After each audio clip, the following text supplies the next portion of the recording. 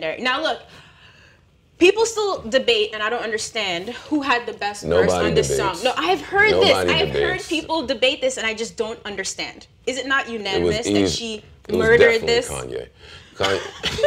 Nicki wrapped them niggas up. I ain't gonna lie to you. I'm still, you know, with all this talk about Nicki having a writer, I've just been trying to figure out. Wait, every time we're like trying to make jokes to each other, you're gonna get into like, bro.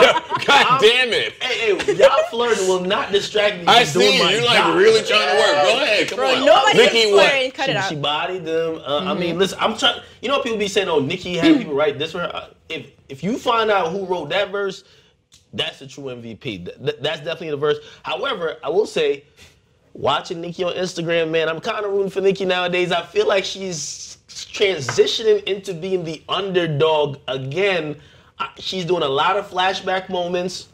Remember this, guys? It's like she has to re-jog people's memory of how great she is because... The second she stops that, I think she'll be the underdog.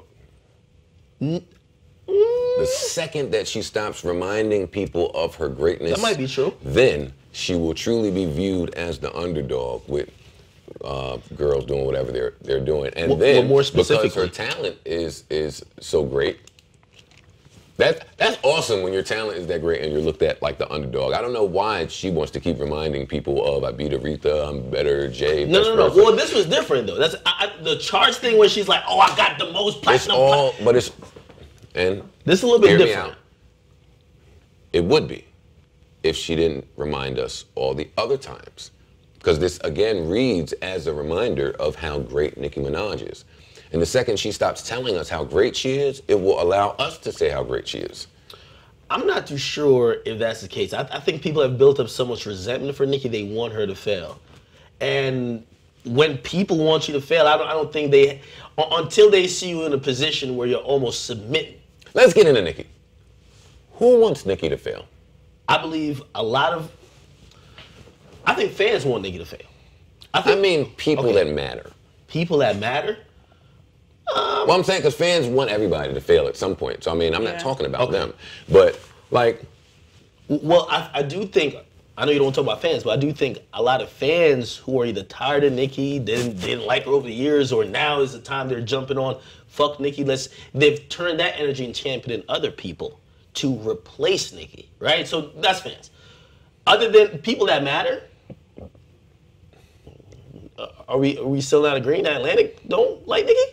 They don't matter to her. It's not her label.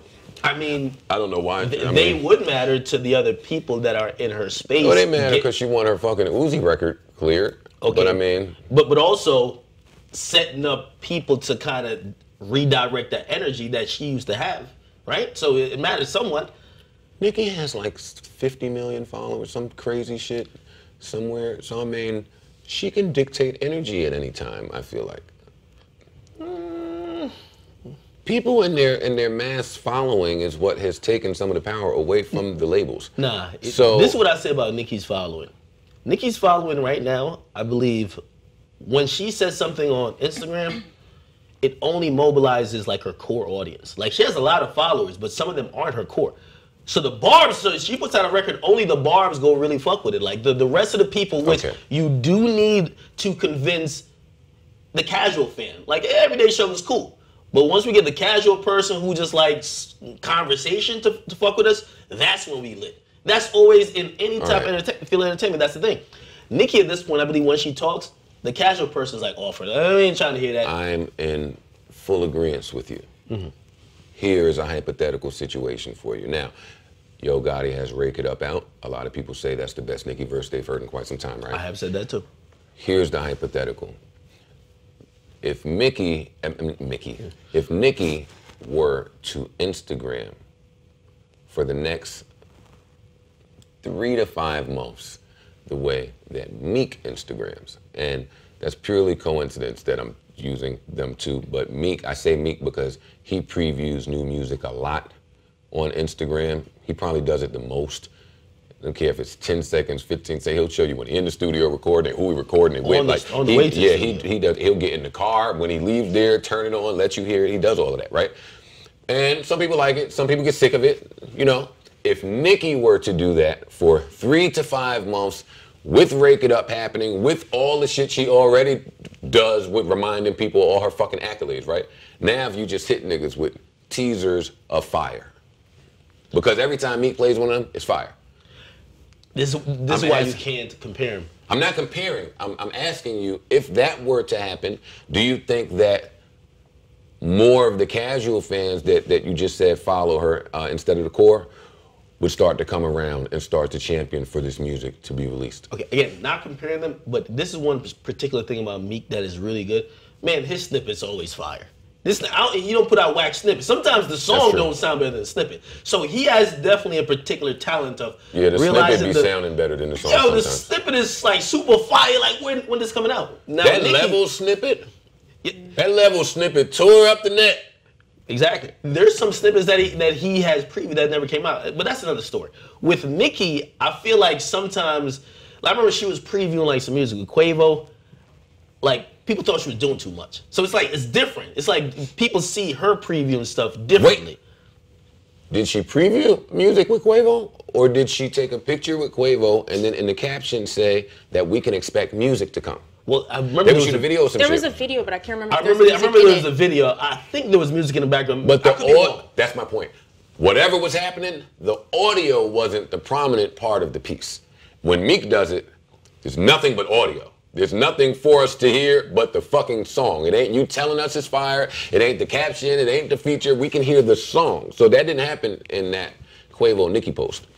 You know what's funny about Nicki too? Because when I look at most people that have had or has had the career success like Nicki, when people start turning on them, because it always happens, they're gonna love you and hate you and love you again.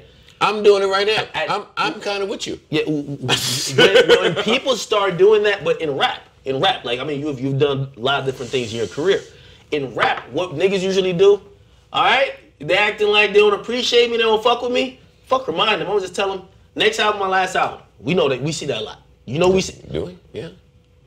What 50 said at one point, that's his last album. The Game been saying is his last album for the last 3 albums. A lot of niggas, when they get to a point where people love you too much and now they're starting to resent you like this nigga again, you have to remind them, next album's my last album. Now, of course, sometimes it's just a marketing stunt, but it's also to kind of remind people you have me and remember what I've done for you over the years.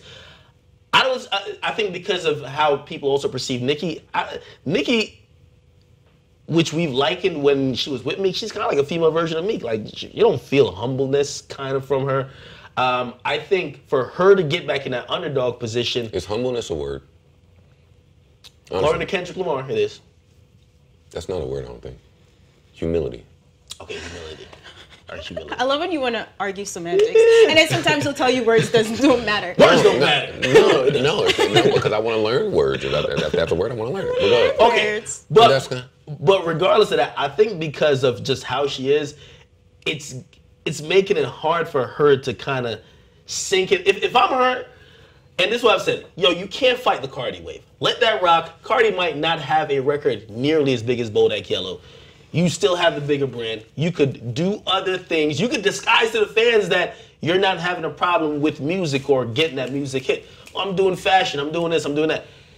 Constantly reminding them, like, yo, remember this? Yeah, that's a bad Remember I broke every record? Remember I'm that bitch? Remember that? Now people are looking at you like, okay, so when are you going to give us the music to compete with this chick? She's a hot shit now. If you drop something and it's not comparable to her, and now we're thinking she's a challenger, now well, first of all, we have short-term memory in hip-hop. All right, fuck what you did for all them years. Yeah, we know you gave us great verses. You're getting beat right now. What's up? So I think for her, she's having a hard time kind of settling into that underdog thing. But I think that's where she needs to get to for people to start rooting for her and championing it. I agree.